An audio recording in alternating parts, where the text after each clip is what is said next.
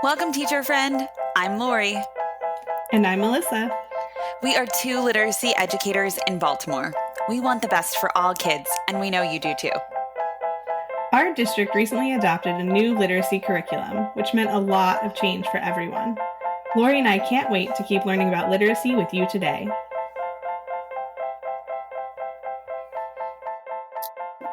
Hi, everyone. Welcome to Melissa and Lori Love Literacy podcast. We are thrilled to be here with such a fun guest who we met via Instagram. So we are happy that he has agreed to podcast with us and share all of his experiences and all of the cool things that he's doing with other dads with literacy, with us and with you. So today we're going to talk about the science of reading. We're going to talk about the mental health impact of students not, having the ability to read due to the lack of the science of reading being implemented. We're going to talk about a literacy book club, a cool book club for dads. And Melissa, I know that you haven't met Trey in the pre-call, so this is your first go around. I think you're going to love him. I know I will. First, because, he's Mr. Lit on Instagram. Mr. Lit. He's like famous. It's the coolest thing ever. And I've watched his book club videos several times on YouTube. So and we're going to link the book club in the show notes. I know. I feel like we know. We're going to link your book club in the show notes. We're going to link everything we talk about today because I know everybody's going to want to find you. So we'll also link how they can find you on Instagram and Twitter and everywhere else. Awesome. Well, welcome, Trey. Welcome to the podcast. Yeah, real name Trey, not Mr. Lit. Not Mr. Lit, although you are lit.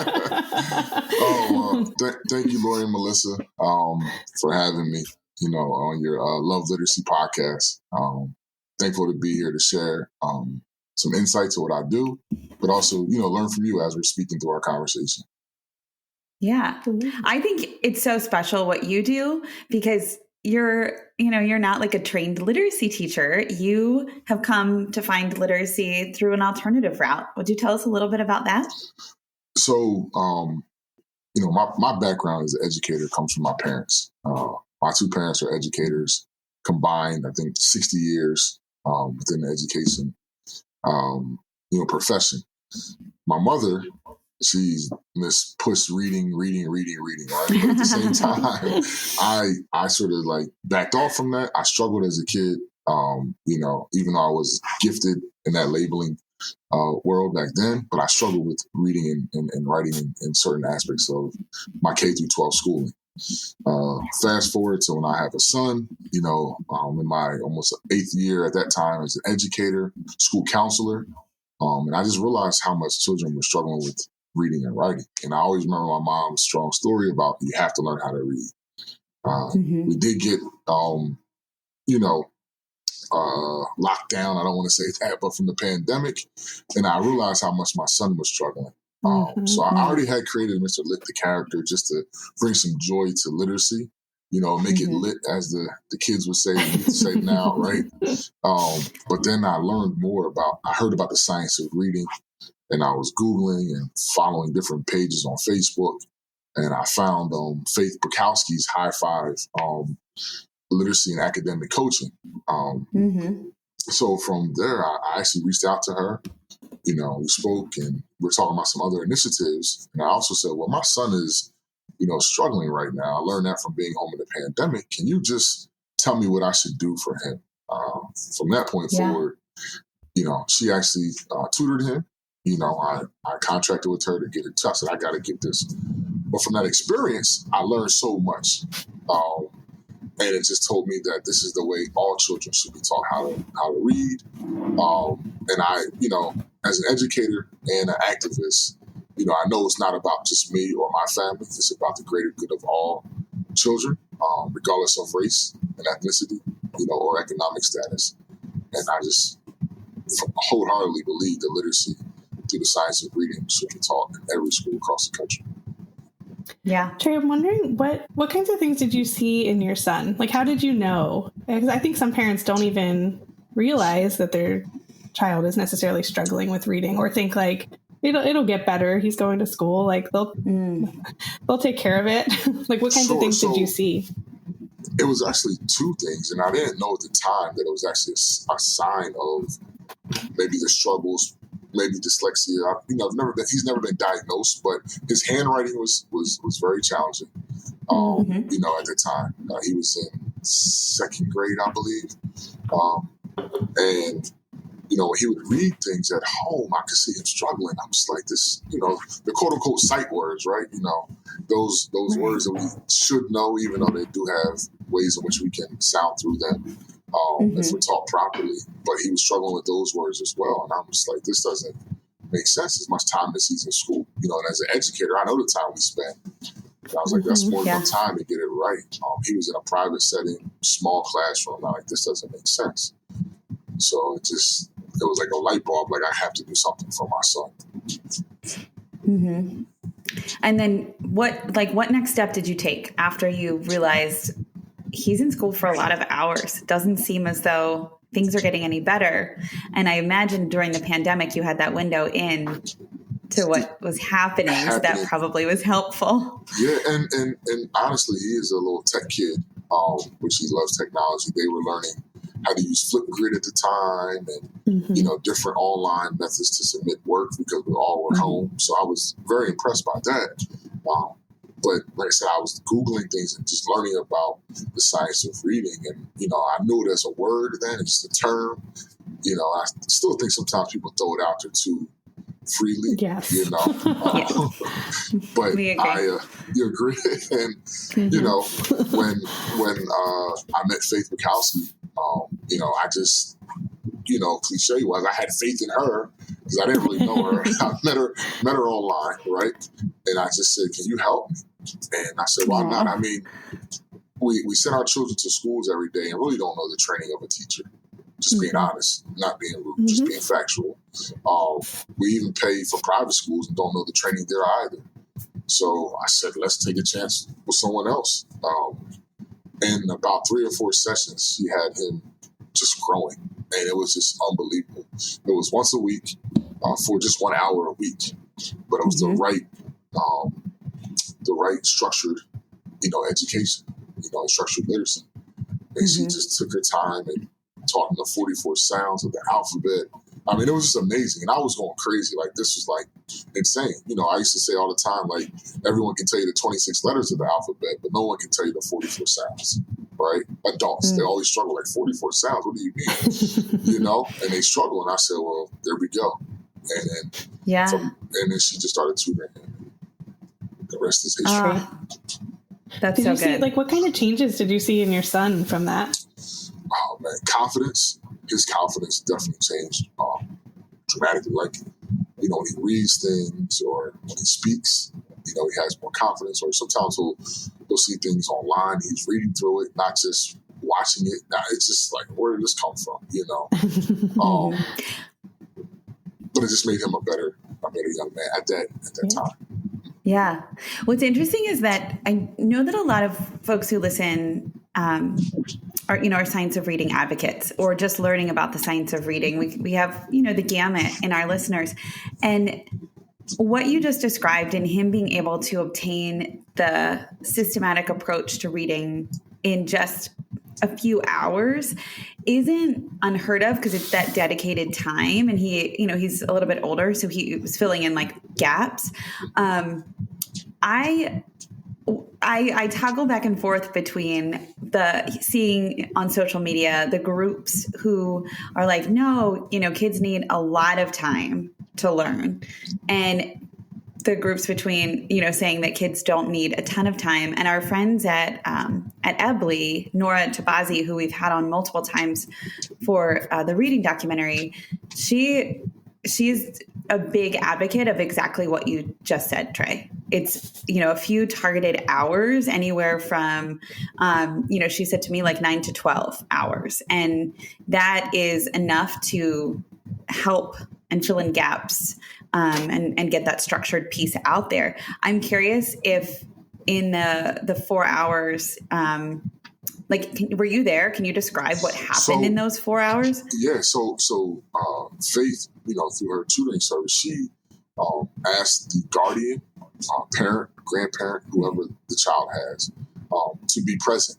so they can also go through some of the practices and just learn. Oh, that's so good. It was amazing, right? So it just forces you to be engaged. Like she won't, from my knowledge, yes, she and transparent. Yeah. Like it's not like, it doesn't feel like school, right? Where it's like, oh, I send my kid to school and I don't know what happens the majority of the day. So that's so true. And she definitely, from my knowledge, she doesn't conduct any of the services without parents being present, so they can also learn.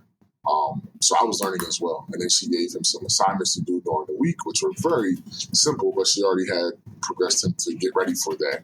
It wasn't like just give you something and try to figure it out. She doesn't believe in that, and honestly, as a former student athlete, and a coach, I'm a firm believer that if you're taught the right way, you can learn anything, and I just think that goes hand in hand. Like, she didn't have to do a lengthy time.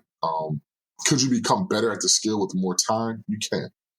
But to get to the basic level, to be able to start and get kicking, you don't need a lot of time. You just need the right foundation to be set.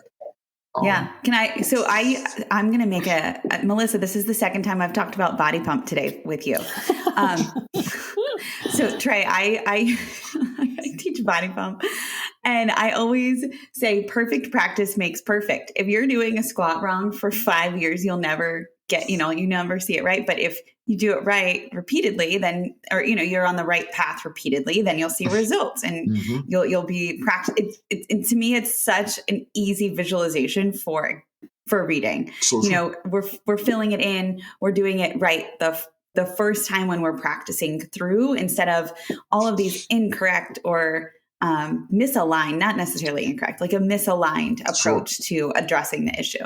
I mean, I used to say that she, or I still believe this, but when it first happened, I was such in a shock and, feeling so amazed by the growth that he was showing, but she rewired his brain, so from what he was taught for the first 3 or 4 years of his schooling, and things happen. Sometimes I was embarrassed as an educator. My wife was a little embarrassed, even though my parents and even though my mom stressed reading, but, she wasn't there every day. And if we pay taxes in a public education setting, you're just entrusting that things are going to be done right.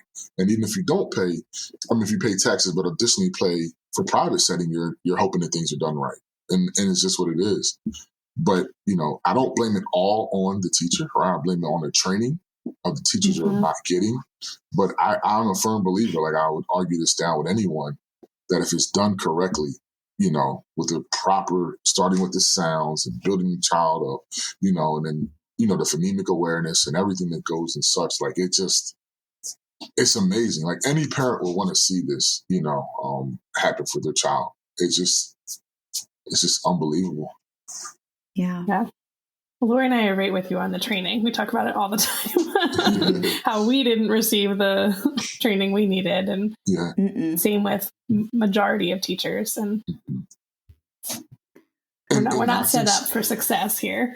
And I think sometimes people who are making decisions, they work hard to get the positions they have, but can also financially afford the private tutoring and different things. And right. Unfortunately, sometimes they don't think about the people who are not ever going to be in those shoes, right?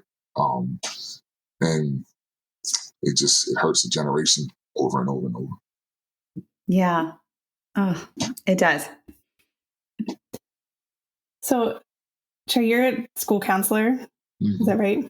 I am. So what grades do you work with? So for 10, almost 11 years, I was a school counselor in the middle school, from grades 5 through 8. Actually, the middle school I attended as a child, so it was an amazing experience. Yeah, it was amazing. A little coming home, homecoming. Oh yeah, it was amazing experience. But just recently, I've accepted a position as a CTE counselor, career and tech education, high school. It's amazing. I mean, I've only been there for a week or so now, and the experiences. Yeah, thank you. But it's just, the experience is amazing. But even going back to literacy, with the 16 programs that we offer, at our high school, which are, I mean, from network technology to culinary arts to building trades to allied health to health sciences to cosmetology to baking and pastry. I mean, you name it, exercise science. We have a teacher's academy. We have an early childhood program. Like, it's just amazing. Wow. But the students there, you know, should know how to read to be successful, right? It shouldn't just be, this is the tech school or the VOTEC or the CTE center. Like, we should be still pushing literacy no matter what. Yeah. That's a good point. It does often feel like the underlying message is, well, you know, if they can't perform in school, then the VOTEC is an option. But the reality is that we want every student to, and I mean, every person to be able to read, regardless of what they choose to do as they, you know, continue on after we're done in school. Sure. Mm-hmm. Because we think when we say hands-on environment, doesn't mean less reading. It just means more hands-on. You know, it doesn't mean it's going to be less reading and writing necessary. It just means there's going to be more hands-on. You know, that gives a child an opportunity to show their strength that way, but you still have to be able to read and write. Mm-hmm.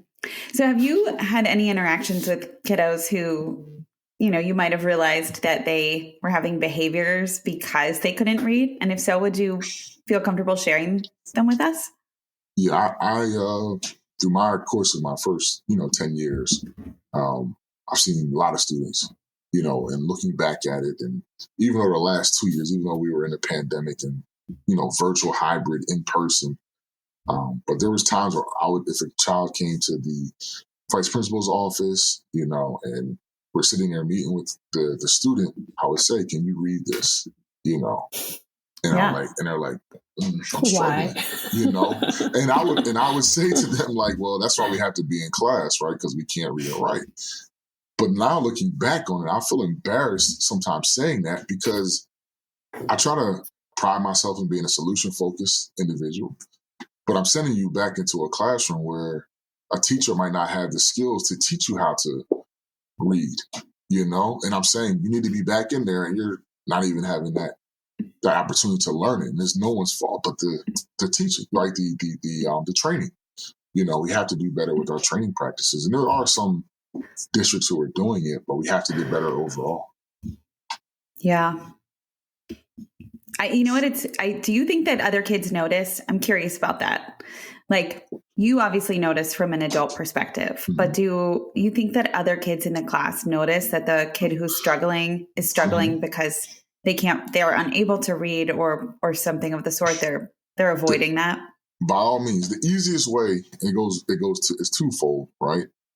But as for a teacher, the easiest way to understand a child struggles with reading is usually asking the child to read out loud, right? And then you'll know that the child can't read. But on the same token, when you do that, if it's not in the privacy of a one-on-one conversation, if you do that in the classroom and other kids are watching that, oh man, they're going to pick on them, and I don't want to say bully, but they could.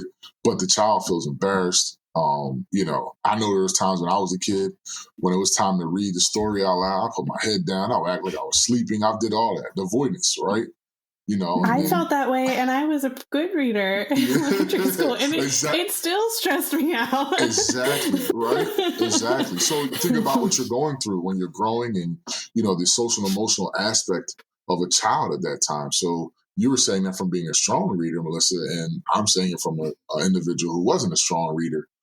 But I think what happens is kids will pick, and as soon as they say, if Melissa says, "Oh, Trey, you can't read," right? Mm-hmm. What happens then? Then I come back at you and say something, and then it becomes a verbal match in the classroom, which could become physical, and then now this kid's a behavior problem, and it's labeled, and really we're not getting to the root. We have to get to the root of the cause, otherwise we're playing with our fingers. Yeah. I had linked an article as we were talking during the pre-call, Trey, by Stephen Dykstra, and it made me think of our conversation, and a small piece of it, I'll paraphrase it, like, as a girl told him in a session with him, she could live with all of the trauma that she had experienced. She could get over years of sleeping on the floor or being homeless and hungry, because in time, all of that would get further and further behind her. But not being able to read was every day forever, and it never went away. So it would be there again tomorrow and just constantly in her life, the way that trauma might not be. And that was so powerful. I just think that's exactly what you're speaking about. There's this, there's things that can come with us that maybe dim as time goes on, like traumas that dim, but this is a trauma that haunts us every single day if you're struggling to read. I mean, prime example, as I spoke earlier, of being a former student athlete. There are, guys, girls and women and men who play professional sports, right? And you notice sometimes they struggle with reading and writing. So that's the example right there. They come from environments that sometimes are very challenging with the trauma, the violence, a lot of, drugs. Some of the surrounding is just very challenging. But you're able to move out of that surrounding. You become financially stable to some extent when you sign these big contracts, but you can't read certain things. And you're asking somebody to help you. And it's not bad to ask for help. I truly believe that's a good thing in life. But, a basic skill, because we're not asking everybody to be able to write a 20-page paper for the rest of their life. We're asking you to be able to survive reading, the items in the supermarket or reading the back of your prescription so you know what you're what the doctor is prescribed for. Those are not easy things. To read. They're not. They're not. And that's the word in itself. But even like just the back of the items you purchase, like just certain things like people can't read, and we assume it, but they really can't, because they survive with their oratory skills, right? Their verbal skills have allowed them to survive in life. And majority of the time we are speaking with people. We're not always now, today's world, we're emailing and texting and stuff, but it's still more of a conversation. You can still skirt by. I mean, there's oral dictation features on pretty much everything. Everything. And you just never know, and people really struggle. And you can notice it sometimes in just being honest, when you look at punctuation, when people are on like social media and don't use their periods, and it's still showing the struggle that they have. It's not like they're rushing through it and forgot. It's the struggle. It's the reality. Mm-hmm. Yeah, it is. You make me think back to my middle school kids, and so often I think there were always students that were trying to, they were behavior problems. I put that in air quotes because, we would just deal with that behavior though. I felt like we were always just like, like you said, send them to the principal's office. What do they get? A detention? Or, it's like we're always just dealing with the behavior. And I don't think we ever really dug down to, we would try to help them be successful in the class, right? Like, let me help you make sure you pass my class. But we never really dove deeply into like, what's going on here? Yeah, I mean, right. I was just going to say we never suspend a child because they can't read, right? But we suspend them, or we discipline them, or give them consequences, or they fail to meet the norms of a building because of behaviors, and then those behaviors, we release them down to it. A lot of the students just can't succeed, and I don't know. I mean, don't get me wrong, I'm not the dean of a school or, dealing with all behaviors all times. I'm more of a supportive factor as a counselor. However, I mean, we have to look at behaviors when kids are acting out. Look at their reading skills, when kids are acting out. Yeah. As an underlying what's happening. And Correct. Then I think you're right. It can also be misinterpreted to, well, let's help them get through this class or let's help this immediate hurdle. But really there's a bigger foundational, like structural piece missing that needs some support.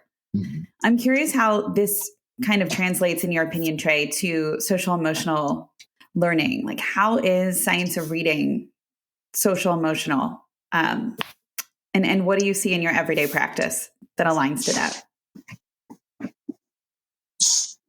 So, I mean, as I spoke earlier, I think it goes hand in hand with behaviors and everything. But there's so much untapped opportunities in our brain that we don't use and fulfill to the full potential.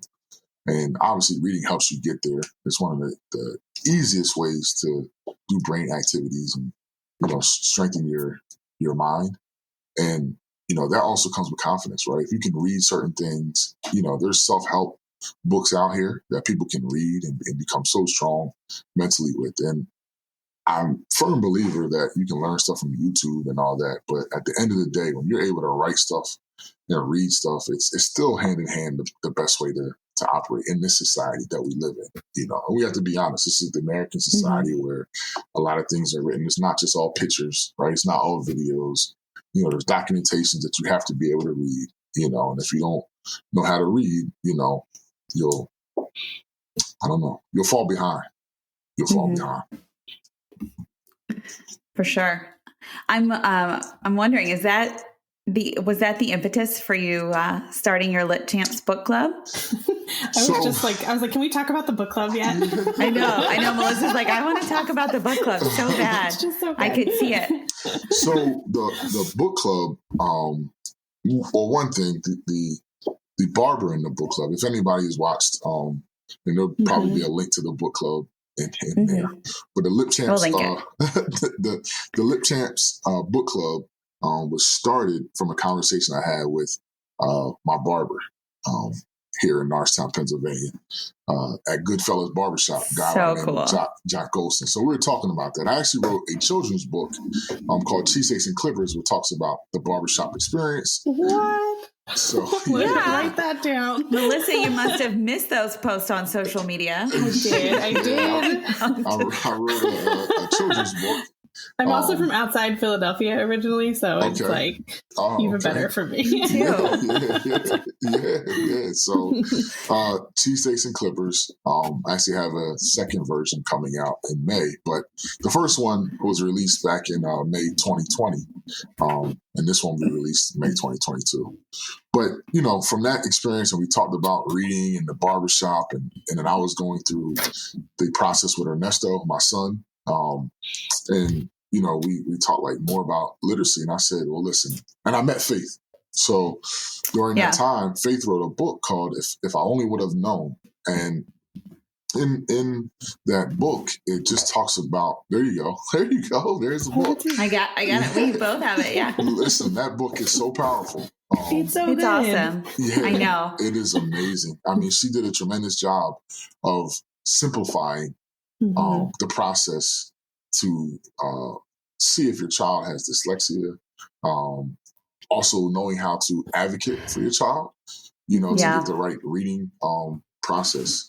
So from there, with that book, and it was an easy read. And honestly, not many guys, there's some guys in book clubs, but not often in my community do people talk about book clubs, right?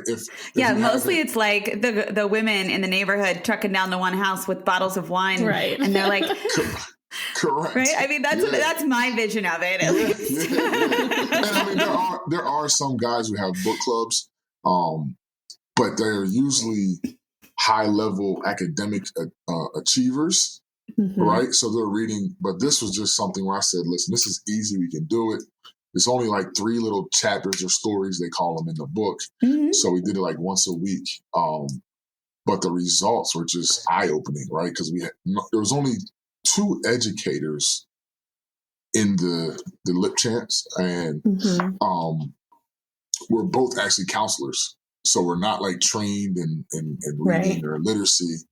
But we just started talking about it, and it just opened up like an amazing discussion and dialogue. And, fortunately, the reviews have been tremendous. People across the globe, honestly, have watched this video, and they're just like, this is unbelievable. Like you all are talking about amazing things for all children, right? And yes, there are 4 to 5 of us, usually definitely 4 of us, sometimes it's 5.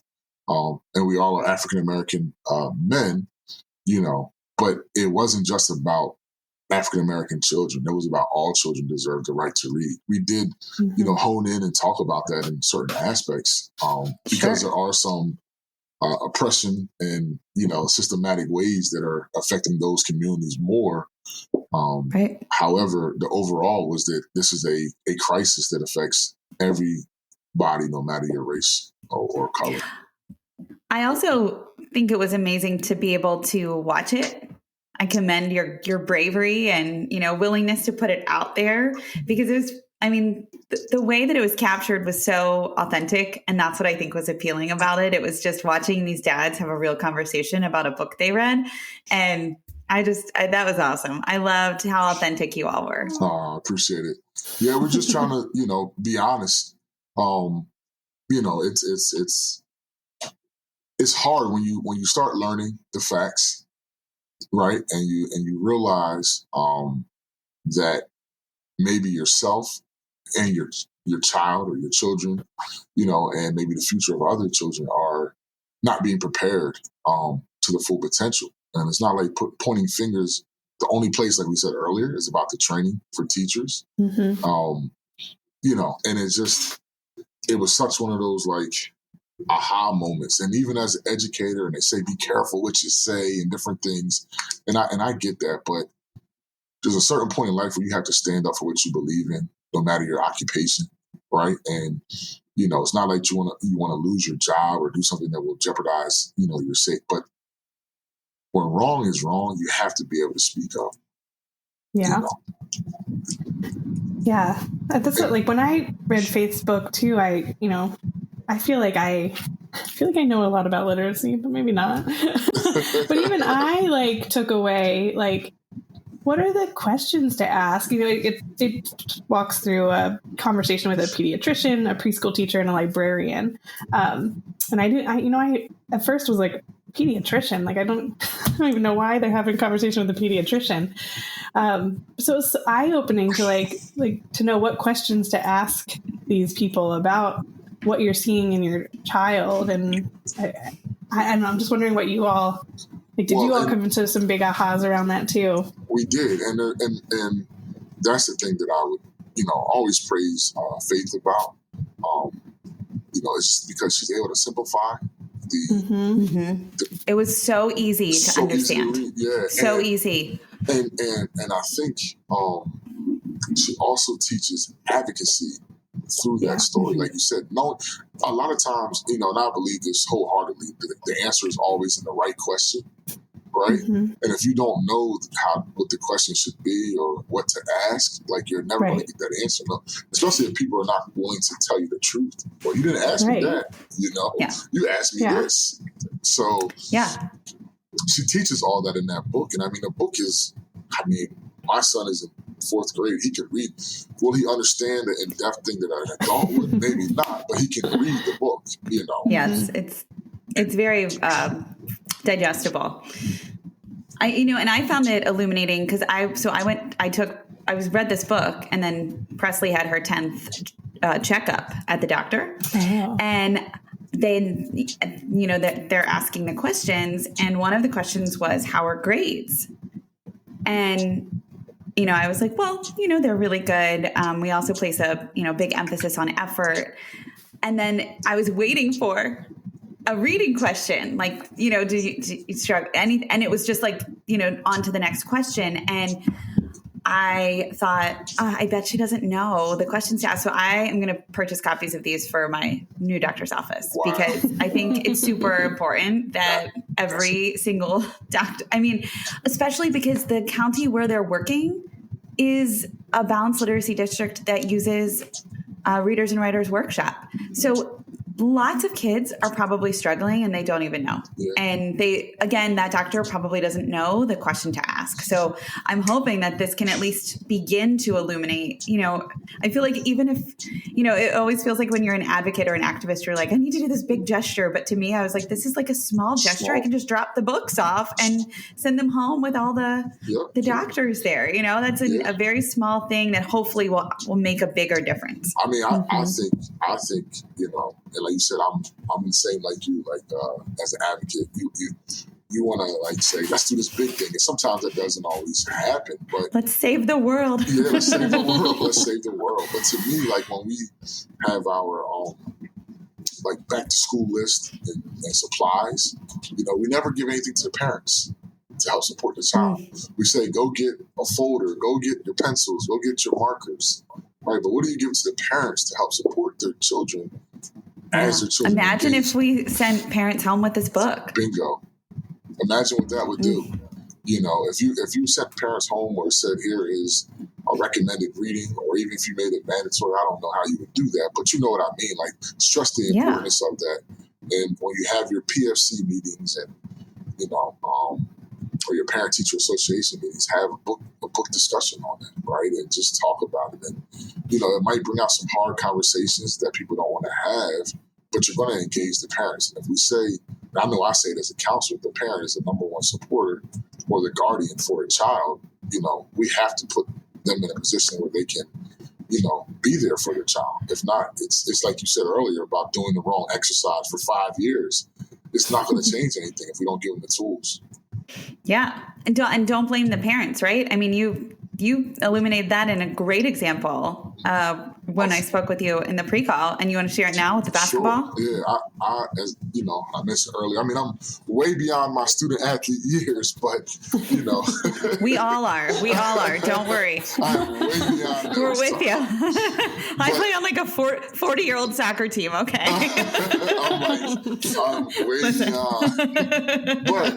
But one thing I would say, and I mentioned that in our pre-call, is when you take your children or your child to youth sports, which is one of the biggest industries in this country, it's like $15 billion. It's crazy, right? But when you take your child there and you drop them off, and often you stay for practice or for games, but you're never questioned by the coach. What did you teach your child before they get here? If they got here, or when practice is over, the coach will just say, "Hey, work on what I taught you here." And if you don't, I'll work on it with you next practice. Right? It's never such an emphasis on the parents, and I think sometimes in education, because we're struggling, even the teachers are, but we're so quick to say, what did you do at home with your child? Do you read with them? Do you write with them? Do you do this? And it's just like, myself personally, I try to eliminate that. And I just say, if you're in my care from my sports background, it's like, what can I do right now to make you successful? I was actually talking with a young man today, and, he's had some challenges in the past in his life, and I said, I don't know you from there. I only know you from today's conversation, and I have to go forward to make you the best I can, so that's just how I believe. I mean, I'm raised by a coach. My father was a track coach, so it's all ingrained in me that way. But I just wish more teachers would have that approach, that however the child is sent to school, as one of my former supervisors and, leaders of my school district, she said, the parents give us their best. Sometimes people didn't believe that. What do you mean? But I truly believe when she made that statement years ago, when I was new in the profession, I was listening, but now I wholeheartedly, because you would do more if you could. You would. Yeah. Yeah. I think everybody's doing the best they can with the resources that they have with what they have. Yeah. Because if I would have known about the science of reading when my son was 3 years old or whatever, I would have done it then. But I didn't. Right. So it's the same example, For sure. Once I learned it, I took advantage of it. So, Trey, you are all over social media. You're very active and you are a joyful presence. Would you mind sharing your Instagram and your Instagram, what is it, handle? It's a Twitter handle. What is Instagram? I think it's the same thing. I think it's a handle. Is it a handle? Yeah, I believe so. I got really nervous saying it. I'm like, is it a handle? I believe so. We're not cool enough for this conversation. My Instagram and my Twitter handle is the same. It's at Mr. Lit Edu. And it's MRLIT-EDU. Perfect. I will link you, obviously. Are you on Facebook? I'm actually not on Facebook. We're having Instagram and Twitter and LinkedIn. Yeah, it's very busy.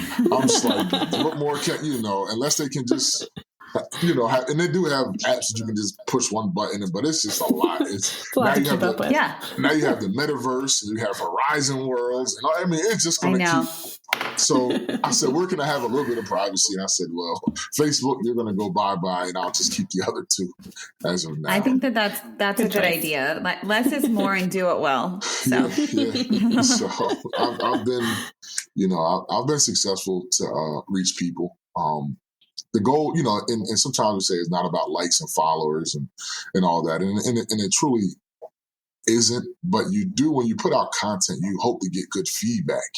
And that's what you hope, even if it's 2 or 3 people, but if they're giving you the good feedback that you're hoping that it, you do it for a reason, right? You want to touch people, you want to move people. And that's the profession I'm in. I'm in education, and it's never about the money there because we're underpaid. We all know that for what we're tasked to do. We're tasked to change the world, right? We're tasked to help the next generation. Like that's, we do brain surgery literally, right? You teach the children how to learn and rewire their brain. Rewire their brain, right? We do brain surgery and, to make sure that they're on the right path. And, obviously we're not paid to where we should be, but in that profession, we're here about helping. And I just try to share things that can help others. And sometimes it gets great reviews. Sometimes I don't hear anything. And it doesn't mean people aren't reading stuff, so just continue to share the good. I truly believe that. It means that every teacher who scrolls through is exhausted right now. And that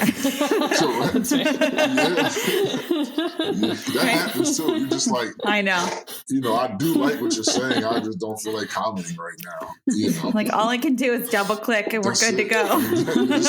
and just know I'm paying attention. That's it. But, I'm thankful for the following. That's great. So, Trey, we always ask our guests to leave one piece of advice for our listeners. I don't know if you have it ready or not. I can always stall for time. No. No, I mean, honestly, pick up that book. That book right there. If I only would have known. Faith Bukowski's book. If only I would have known what I wish the pediatrician, the preschool teacher, and the librarian would have told me about language literacy and dyslexia. There's the full title, but I'll link it too. Yeah, that right there is like, to some extent, whether people, depend on your religious and faith background, but that's like the Bible of the foundation for learning to me, because the individuals on Lit Champs who had no clue about literacy prior, I mean, the barber himself, he knows about decodable books now. He talks about phonics. It was so cool. I really loved it. Man, yeah, he talks about They were phonics. Talking like they knew. Yeah, they're like, I'm going to get these going. I'm like, yes, get the books. Yeah, he has phonics. I mean, it's to the point now where we're in the process with the help of Faith again, honestly. That's why I said she's just, when it comes to literacy, there's not many people better than her out here. Yeah. But she was able to make a connection that they're going to one of a company, I can't think of the name right now. I apologize, but I think it's Phonics something. But maybe long story short, they're going to be donating phonics and decodable books to the barbershop. Oh, that's so cool. Yes! Yeah. Oh, that's so exciting! Really cool. Oh my gosh! Yeah. Do you know, Trey, that we're talking with Faith? She's agreed to talk with us too, as like a follow-up from this conversation because you were so inspirational. So thank you for connecting us with her. Oh wow! No, listen, it's you're gonna have a great conversation with her. I promise you that. But no, so we always talk, and one thing I'll say on my last note that Melissa said, "What's your last advice?" But we have to get away from reading with the child, or when we say we're going to mentor a child, and I just want to hear a child, like, so now we're saying teaching a child to read, right? And that's the goal in a barbershop. Like, it's not just to, have some books there so the kids can look through a book. Like, we want to teach them how to read, and that's the objective. And I think it's going to happen. I mean, it's I'm not sure how many books will be donated, but this will be,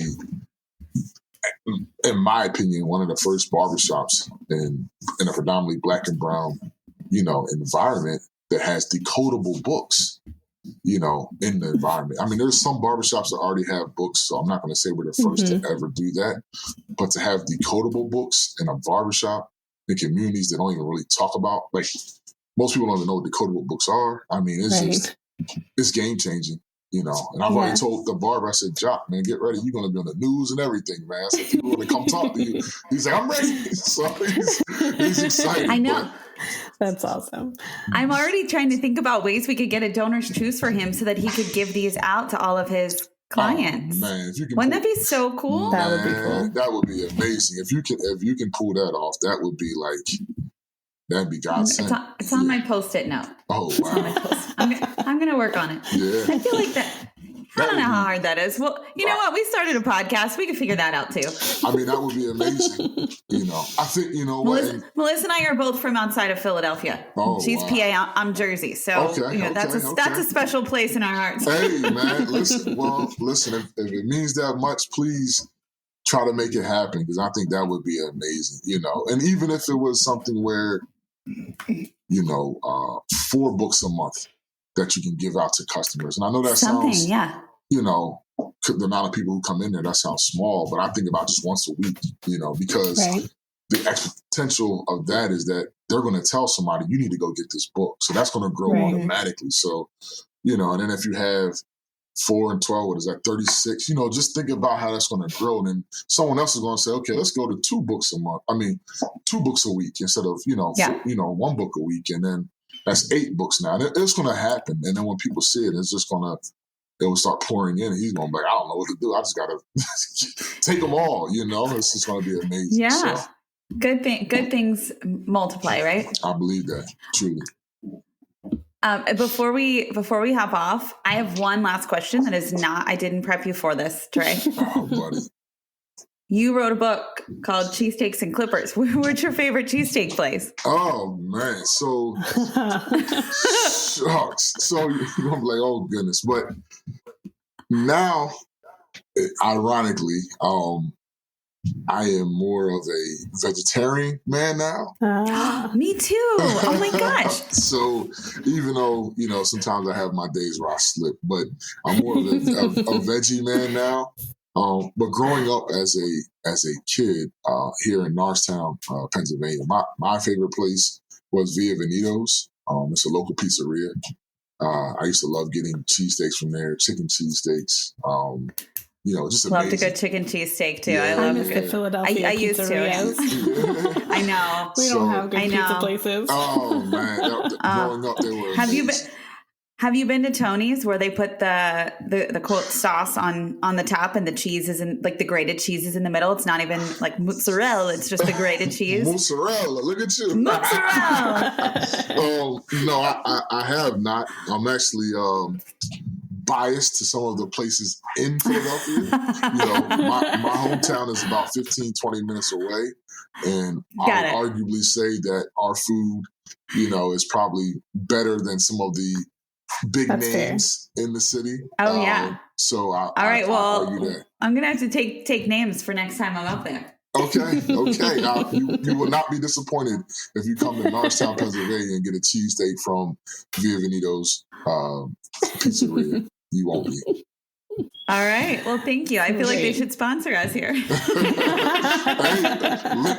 link them in the show notes. They have like an Instagram page and everything. You never know. Love it. You never know. Yeah. Oh my gosh, I love it. Thank you so much, Trey. This was such an informative, joyful conversation. We appreciate your time. Yes, thank you. Anytime, I just thanks for everything you're doing.